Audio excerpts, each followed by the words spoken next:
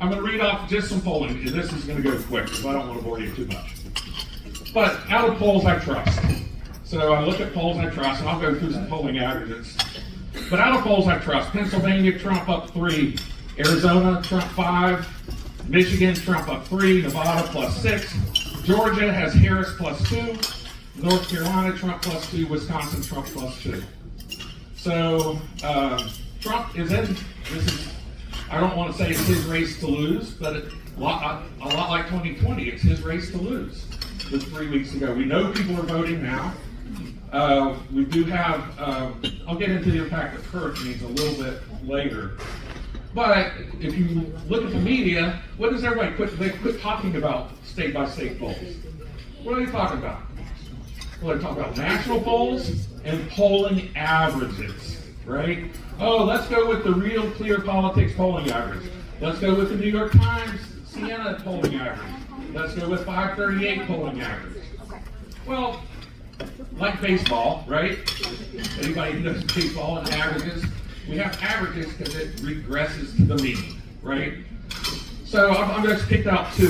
So Real Clear Politics and New York Times averages. Pennsylvania one has Trump. If you care, the first one is Real Clear Politics. The second one is the New York Times.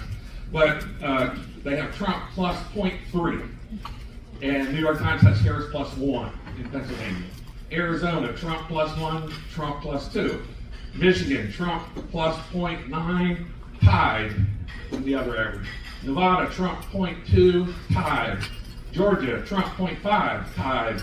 North Carolina, Trump 0.5, and Trump 0.1. And Wisconsin, Harris +0.3, and tied. So why is that? Because all of us who follow politics, we're like, oh, this race is close. And it very well is going to be. I like to say, I'm a veteran of the 2000 campaign. Carol was there. Marilyn was there. I think your chairman then was Joe Fuller. Is he still a judge, or did he retire? Still a judge. Joe and Beth, good friends. And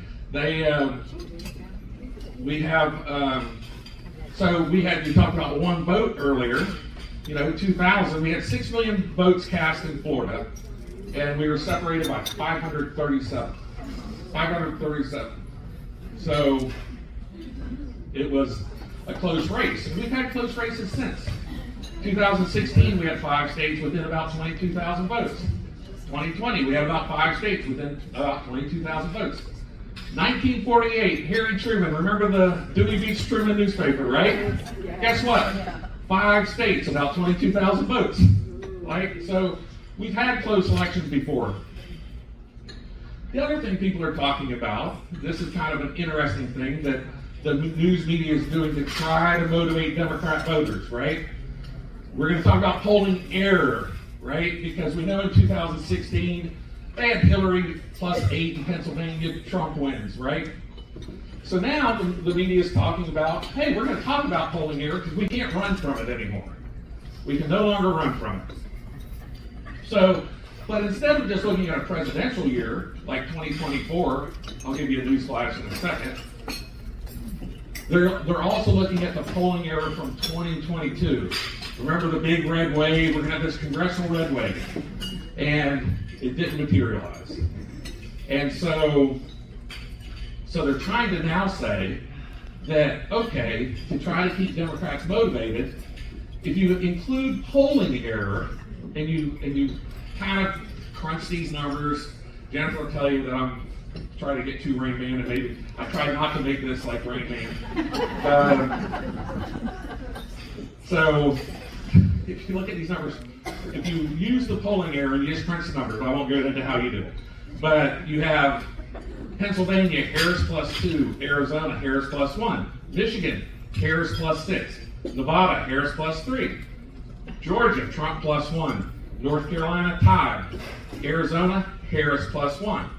So if you look at 2022 and look at the polling error, they're like, this is a landslide victory for Kamala Harris. But if you look at a presidential year, and you look at the polling error from 2020 and 2016, you apply it to polls today in 2024, you end up with more of a scenario like this. Pennsylvania, Trump +1. Arizona, Trump +5. I'll give you a hint, there's no Harris here. Michigan, Trump +5. Nevada, Trump +3. Georgia, Trump +2. North Carolina, Trump +4. Arizona, Trump +5. So, the question now becomes, how many people in here are golfers? How many people are bad golfers? Okay, I'm a bad golfer. So, is it one of these things like, okay, I keep dumping it to the right, right? You just keep, I'm having a bad day, and oh gosh, it just keeps going to the right. Do you start lining up to the left and just say, forget it, I'm just going to line up to the left and hopefully it goes straight? Or do you line up straight and still try to hit it right, correctly, right? It's kind of like that. So, do we want to trust the polls as we see them today? Because if we trust the polls as we see them today, there's a slight Trump advantage, right? And hopefully they've corrected the polling error and it's this Trump advantage. Or it's a Trump advantage and you have a lot of people, let's say in Pennsylvania, one of the things we're looking at in polling error, we do what's called a recall, right? Oh, in 2020, did you vote for Joe Biden or Donald Trump? Well, Joe Biden won Pennsylvania by, 1%, less than 1%. But if you look at recall, he won Pennsylvania by 10 points, right? 10% of those people being polled say they voted 10% more, the margin is 10%, voted for Joe Biden. So people are just saying, oh yeah, I voted for the winner, right? So that's one of the ways you try to look at this polling error and apply it to these 2024 polling error numbers that give you this Trump landslide.